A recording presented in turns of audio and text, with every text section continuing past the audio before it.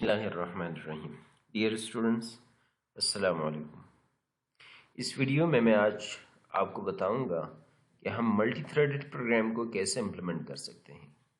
So there are two ways in which we can implement multithreading. One method, the first one, is to implement the runnable interface. The second one is to extend the thread class. एक तरीके में हम runnable interface को implement कर लें और दूसरे method में हम थ्रेड क्लास को एक्सटेंड कर सकते हैं। यानी जो क्लास हम बनाते हैं उस क्लास को या तो हम उसमें रनेबल इंटरफेस इम्प्लीमेंट कर दें या उस क्लास को अपनी क्लास को हम थ्रेड क्लास से एक्सटेंड कर लें। तो दोनों तरीके से आप मल्टी थ्रेडिंग इम्प्लीमेंट कर सकते हैं।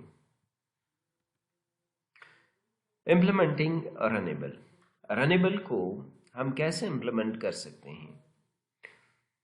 तो the easiest way to create a thread is to create a class that implements the runnable interface.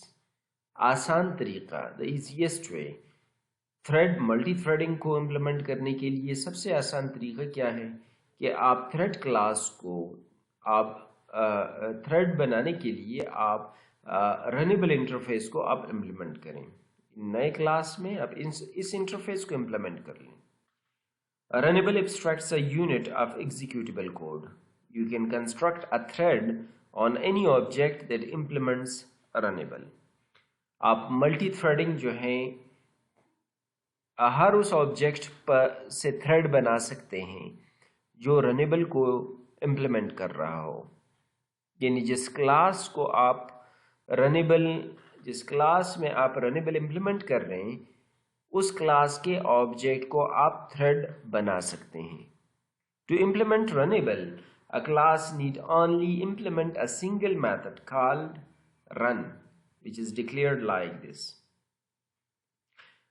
Runnable को इम्प्लीमेंट करने के लिए आपने सिर्फ एक मेथड को इम्प्लीमेंट करना है और वो मेथड है, उसका नाम है रन। तो आपने कैसे डिक्लेयर करना है? अपनी क्लास में एक मेथड आपने यूज करना है पब्लिक वॉइड रन। इसका मतलब है कि रन मेथड जो है ये रनेबल इंटरफेस में पहले से डिक्लेयर्ड है लेकिन इसकी डेफिनेशन नहीं है, इसकी बॉडी नहीं है। तो यही इसी मेथड को आपने इम्प्लीमेंट करना है और इसी मेथड में जो भी कोड जिस कोड को आप कंकरेंटली एग्जीक्यूट करना चाहते हैं उस कोड को आप रन में जो है रखेंगे। Inside run, you will define the code that constitutes the new thread. So आपका नया थ्रेड का क्या मतलब? जिस कोड को आप मेन मेथड के साथ या और थ्रेड्स के साथ कन्कर करना चाहते हैं वो कोड आप किस में लिखेंगे? रन मेथड में लिखेंगे। It is important to understand that run can call other methods, use other classes and declare variables just like the main thread can do. So run method में आप ऑब्जेक्ट्स बना सकते हैं, दूसरी क्लासेस के objects बना सकते हैं, वेरिएबल्स बना सकते हैं और इसके अलावा आप जो है यानी वो तमाम काम कर सकते हैं जो मेन मेथड में आप कर सकते हैं। The only difference is that run establishes the entry point for another concurrent thread of execution within your program. Run सिर्फ और सिर्फ आपके लिए जो है यानी कंकरेंट एग्जीक्यूशन के लिए एक नया एंट्री पॉइंट जो है वो क्रिएट कर लेता है। This thread will end when run returns. इस थ्रेड की ये थ्रेड कब एंड होगा, कब खत्म होगा? जब रन की तमाम स्टेटमेंट जो है वो खत्म हो जाए और वो रिटर्न कर जाए। After you create a class that implements runnable, you will instantiate an object of type thread from within that class. यहाँ से ये बात बहुत ज़्यादा समझने की है कि हमने क्या करना है। After you create a class that implements runnable, यानी जिस क्लास में आप runnable को implement कर लें, so you will instantiate an object of type thread. ये built-in class है, thread class. तो इसका आपने एक ऑब्जेक्ट बनाना है from with in that class, उसी क्लास में से। यानी आप अपने नए क्लास में से जिसमें रनेबल इंटरफेस इंप्लीमेंट हुआ है, उस क्लास में, नए क्लास में आपने थ्रेड क्लास का एक ऑब्जेक्ट बनाना है। Thread defines several constructors, the one that we will use is shown here. Thread में बहुत ज़्यादा कंस्ट्रक्टर्स हैं, मीन्स कंस्ट्रक्टर ओवरलोडिंग जो है यहाँ पर कॉन्सेप्ट यूज हुआ है। थ्रेड क्लास में एक से ज़्यादा कंस्ट्रक्टर्स अवेलेबल हैं, लेकिन जो कंस्ट्रक्टर हम यूज करेंगे वो है थ्रेड और रनेबल, थ्रेड ऑब्जेक्ट और स्ट्रिंग और थ्रेड नेम। ठीक है, तो इसमें दो हम आर्गुमेंट्स पास करेंगे। एक जो है रनेबल क्लास, रनेबल क्लास का ऑब्जेक्ट। रनेबल क्लास तो, रनेबल तो इंटरफेस है, इसका डायरेक्टली तो ऑब्जेक्ट नहीं बन सकता, लेकिन इसको जिस क्लास ने इम्प्लीमेंट किया हो उसका ऑब्जेक्ट बना के हम सेंड करेंगे। ठीक है, और एक नाम सेंड करेंगे जो हमारे थ्रेड का नाम होगा, name of the thread. So in this constructor, thread OB is an instance of a class that implements the runnable interface. ठीक है, thread OB क्या होगा? ये जो है इंस्टेंस होगा या ऑब्जेक्ट होगा किस क्लास का?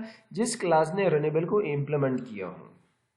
जिस तरह मैंने आपको बताया, मीन्स हम हमारी अपनी क्लास का ऑब्जेक्ट हम इसमें सेंड करेंगे। This defines where execution of the thread will begin.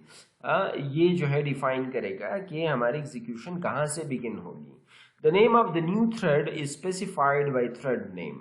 Thread name से हमारे thread का नाम जो है वो हमारा जो name हम send करेंगे वो हमारे thread का नाम होगा। After the new thread is created, it will not start running until you call its start method. ठीक है, नया थ्रेड जब हम बनाएंगे तो वो खुद ब खुद जो है वो एग्जीक्यूशन स्टार्ट नहीं करेगा, तब एग्जीक्यूशन स्टार्ट करेगी जब हम स्टार्ट मेथड कॉल करेंगे। which is declared within thread, means so हम thread class के थ्रू start कॉल करेंगे। in essence start executes a call to run method। start में क्या है? start में जो है start कॉल करेगा run method को। the start method is shown here, void start, हमने void start यूज करना है। ठीक है, तो ये इस ऑब्जेक्ट के जरिए ये इसकी इम्प्लीमेंटेशन है। ये ज़रा मैं आपको समझा देता हूँ, फिर इसको मैं प्रैक्टिकली बता देता हूँ कि ये कैसे काम करेगा। तो एग्जीक्यूशन, ये हमारा पूरा प्रोग्राम है। देखें यहाँ पर ये क्लास न्यू थ्रेड, ये यूज़र डिफाइंड हमारा अपना क्लास है। ठीक है, और ये इम्प्लीमेंट कर रहा है इम्प्लीमेंट्स रनेबल, ये बिल्ट इन इंटरफेस है रनेबल, तो ये इसको इम्प्लीमेंट कर रहा है। तो आपको बताया कि थ्रेड क्लास के अंदर हमने अपने क्लास के अंदर हमने थ्रेड क्लास का एक ऑब्जेक्ट बनाना है। तो ये तो सिर्फ रेफरेंस वेरिएबल बन रहा है। ठीक है, और इस यहाँ पर है न्यू थ्रेड, तो ये कंस्ट्रक्टर है इस क्लास का, हमारी अपनी क्लास का कंस्ट्रक्टर है ये। तो ये तब एग्जीक्यूट होगा जब इसका ऑब्जेक्ट जो है बनेगा। और इसके अंदर जो है हम क्या कर रहे हैं, t is equal to new thread. तो ये हम थ्रेड के जो बिल्ट इन क्लास है थ्रेड क्लास, उसका हम ऑब्जेक्ट बना रहे हैं और हम इसको पास कर रहे हैं this means the current class object. Current class कौन सी है? New thread. तो न्यू थ्रेड जो है वो इम्प्लीमेंट कर रहा है रनेबल को। तो इसका मतलब है कि हम रनेबल, जो क्लास रनेबल को इम्प्लीमेंट कर रहे हैं उसका ऑब्जेक्ट हम पास कर रहे हैं। दिस मैंने आपको बताया था, ये टॉपिक हमने पढ़ा हुआ है कि दिस जो है वो एक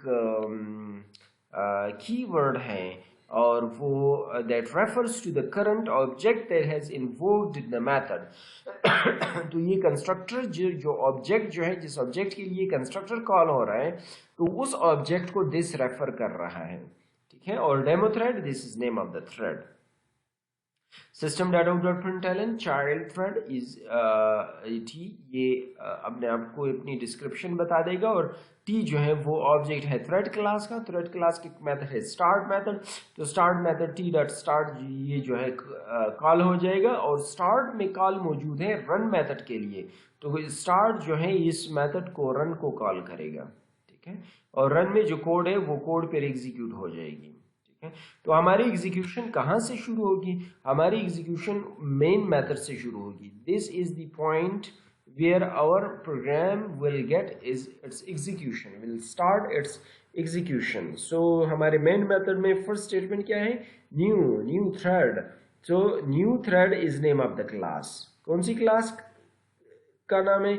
ये हमारे यूजर डिफाइंड क्लास का नाम है। ठीक है, जिस क्लास को हमने बनाया है और इसमें इम्प्लीमेंट कर रहे हैं रनेबल। सो इसका हम एक ऑब्जेक्ट बना रहे हैं, जस्ट ऑब्जेक्ट बना रहे हैं, उसका रेफरेंस वेरिएबल। ये देखिए ऑब्जेक्ट बनाने के दो पार्ट्स हैं। The first part is the reference variable, the second, ये असल में ऐसे होना चाहिए था, न्यू और थ्रेड, क्लास का नाम थ्रेड, न्यू,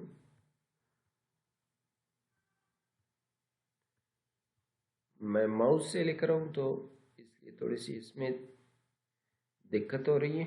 न्यू थ्रेड और फिर स्पेस और इसका नाम लेट्स सपोज ABC या OBJ, ऑब्जेक्ट का नाम, ठीक है, और इक्वल्स टू, और इसके बाद ये वाला पार्ट, ठीक है। सो new thread, this is name of the class, इसके बाद ऑब्जेक्ट का नाम, और इसके बाद ये जो है ऑब्जेक्ट क्रिएट करेंगे न्यू ऑपरेटर के थ्रू। लेकिन चूंकि हमें नाम नहीं चाहिए, इसको हमने बाद में यूज नहीं करना, just we want to create an object, और वो ऑब्जेक्ट फिर जो है थ्रेड क्रिएट करें। सो दैट्स व्हाई इसको जो है यानी नेमलेस ऑब्जेक्ट भी कहा जाता है। ऑब्जेक्ट बना रहे हैं लेकिन कोई नाम नहीं दे रहे, रेफरेंस वेरिएबल क्रिएट नहीं कर रहे। तो यहाँ पर ये कंस्ट्रक्टर कॉल हो जाएगा, क्योंकि जब भी किसी क्लास का ऑब्जेक्ट बनेगा तो उसके लिए उस क्लास का कंस्ट्रक्टर कॉल हो जाएगा। तो कंस्ट्रक्टर में क्या कर रहे हैं कि थ्रेड क्लास का ऑब्जेक्ट बन रहा है, बिल्ट इन थ्रेड क्लास का ऑब्जेक्ट बन रहा है, this is necessary, this is must. ये पीछे स्लाइड में हमने पढ़ा कि थ्रेड क्लास का ऑब्जेक्ट हमने बनाना है और उसको हमने पास करना है कि उस क्लास का ऑब्जेक्ट या इंस्टेंस हम पास कर सकते हैं जो रनेबल को इम्प्लीमेंट कर रहा हो। तो ये क्लास खुद न्यू थ्रेड क्लास जो है खुद वो रनेबल को इम्प्लीमेंट कर रहा है, तो इसका ऑब्जेक्ट हम पास कर सकते हैं। उसका reference, this refers to the current object that has invoked this method. So यहाँ पर कंस्ट्रक्टर कौन किसके लिए एक्टिवेट हो रहा है, इन्वोक हो रहा है, ये इस ऑब्जेक्ट के लिए। तो इसका रेफरेंस वेरिएबल हम पास कर रहे हैं और इसका नाम हम पास कर रहे हैं, ठीक है। तो ये नए थ्रेड का नाम बन जाएगा और ये प्रिंट हो जाएगा। इसके बाद स्टार्ट जो है वो कॉल कर रहे हैं, तो यहाँ पर आ जाएगा पब्लिक वॉइड रन। सो यहाँ पर फॉर लूप है, फॉर लूप के अंदर हम 5 टाइम्स जो है ये एग्जीक्यूट कर रहे हैं सिस्टम डॉट प्रिंटलन, और चाइल्ड थ्रेड ये आई की वैल्यू 5 प्रिंट हो जाएगा, थ्रेड डॉट स्लीप। सो 500 मिली सेकेंड के लिए थ्रेड जो है ये सस्पेंड हो जाएगा, और कंट्रोल जो है यानी CPU is now available for 500 millisecond, और CPU is now in idle state. So CPU को आइडल स्टेट में रहने नहीं देंगे। यहाँ पर जो है चूंकि मेन मेथड भी एग्जीक्यूट हो रहा है, सही है, तो यहाँ पर जो है फॉर लूप आ जाएगा और यहाँ पर i इज इक्वल टू 5 और मेन थ्रेड ये डिस्प्ले हो जाएगा 1000 मिली सेकेंड्स के लिए। तो 1000 मिली सेकेंड्स के लिए जब मेन थ्रेड जो है वो सस्पेंड हो जाएगा तो इस वक्त जो है इसके 500 मिली सेकेंड्स जो है ये ख़त्म हुए होंगे। तो ये एक स्टेटमेंट यहाँ से प्रिंट हो जाएगी और एक स्टेटमेंट या दो स्टेटमेंट जो हैं वो यहाँ से प्रिंट हो जाएंगी। ये कैलकुलेट करेगा क्योंकि ये 500 है, ये 1000 मिली सेकेंड्स है। सो विद इन 1000 ये 2 टाइम्स जो है ये डिस्प्ले करेगा, ठीक है। और तो ये जो है इसी तरह ये पहले ख़त्म हो जाएगा और ये जो है आखिर में ख़त्म हो जाएगा, और फिर लास्ट में हमारे पास जो है यहाँ पर हमारे पास जब ये ख़त्म हो जाएगा तो हमारे पास आएगा exiting child thread for loop के बाद, और जब ये मेन मेथड का फॉर लूप ख़त्म हो जाए तो हमारे पास आ जाएगा एग्जिटिंग मेन थ्रेड। तो ये जो है दो प्रोग्राम के दो एक ऐसे हिस्से हैं जो कंकरेंटली एग्जीक्यूट होंगे, एक स्टेटमेंट इससे और दो स्टेटमेंट्स या एक स्टेटमेंट इससे, सही है। तो ये जो है इसी तरह यानी लूप से तो कंट्रोल तब बाहर जाता है जब लूप की एग्जीक्यूशन कंप्लीट हो जाती है, लेकिन यहाँ पर आपको क्लियर हो जाएगा कि लूप ख़त्म नहीं हुआ और इसके कुछ स्टेटमेंट्स एग्जीक्यूट हो रहे हैं, लेकिन जैसे ही CPU को टाइम मिल जाता है, CPU आइडल स्टेट में चला जाता है या ये थ्रेड सस्पेंड हो जाता है, तो in the mean while this thread will become in ready state, तो इसकी एग्जीक्यूशन फिर हो जाती है। तो इसको जो है मैं कॉपी करके नेटबीन्स में IDE में इसको मैं एग्जीक्यूट कर लेता हूँ।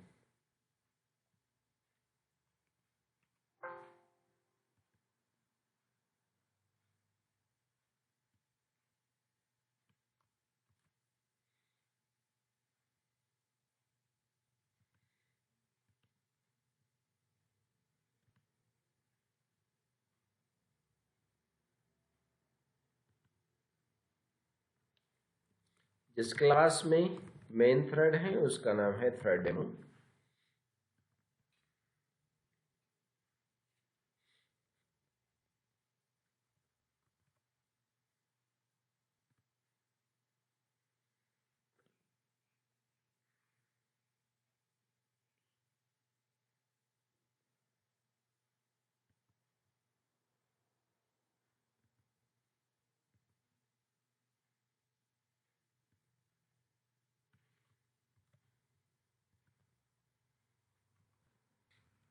प्रोग्राम पूरा कॉपी हो गया और इसको मैं रख देता हूँ।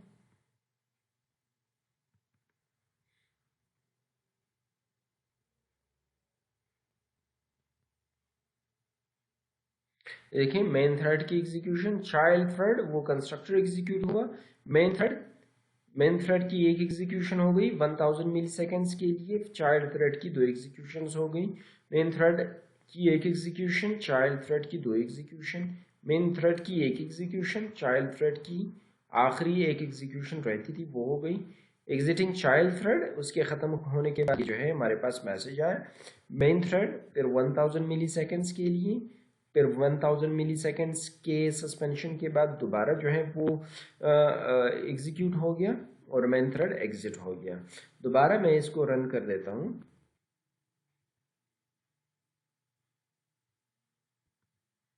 क्लास प्रोग्राम देखिए, अब गौर से देखिए इसकी एग्जीक्यूशन बारी बारी हो रही है। ये 2 मुख्तलिफ पार्ट्स ऑफ द प्रोग्राम हैं जिनकी एग्जीक्यूशन कंकरेंटली हो रही है, ठीक है। कभी कभी इसके एग्जीक्यूशन में आपको जो है यानी वो चेंज भी मिलेगा, ठीक है, चेंज भी हो सकता है। मिसाल के तौर पे पहले चाइल्ड थ्रेड की स्टेटमेंट रन हो सकती हैं, फिर उसके बाद मेन थ्रेड की।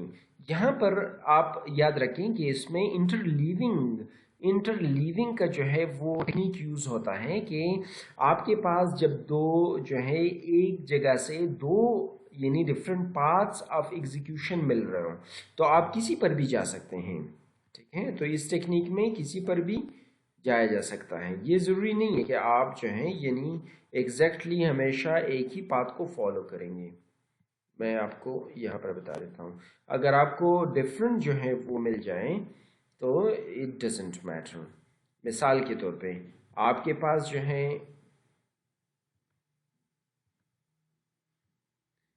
ये एक नोड है ए, ठीक है, और इससे एक पाथ आपके पास ये आ रहा है और ये बी है और दूसरा पाथ आ रहा है सी, और यहाँ से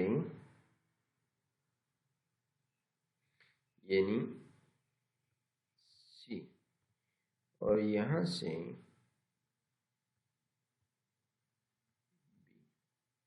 देखें। तो अगर मैं जो है यानी इस पाथ को फॉलो करके एंड करता हूं तब मेरे पास रिजल्ट क्या आता है ए बी और सी। अगर इस पाथ को फॉलो करके आता हूं तो यहाँ पर रिजल्ट ए सी बी, यानी रिजल्ट में हमारे पास जो है तीनों आउटपुट्स मौजूद हैं, ऑर्डर सिर्फ डिफरेंट है। तो इंटरलीविंग में ये होता है कि आपके पास जो है यानी अगर फर्स्ट ये एग्जीक्यूट हो जाए तो सेकंड जो है ये हो सकता है, या फर्स्ट सी हो सकता है और सेकंड बी हो सकता है, इट डजेंट मैटर, ठीक है। तो अगर आपके पास रिजल्ट जो है आगे पीछे आ जाए, पहले जो है चाइल्ड थ्रेड का स्टेटमेंट एग्जीक्यूट हो जाए, फिर मेन थ्रेड का एक हो जाए एक दफ़ा में, और चाइल्ड थ्रेड के 2 स्टेटमेंट्स एग्जीक्यूट होते हैं, या मेन थ्रेड के जो है वो एक होते हैं, चाइल्ड थ्रेड का एक होता है।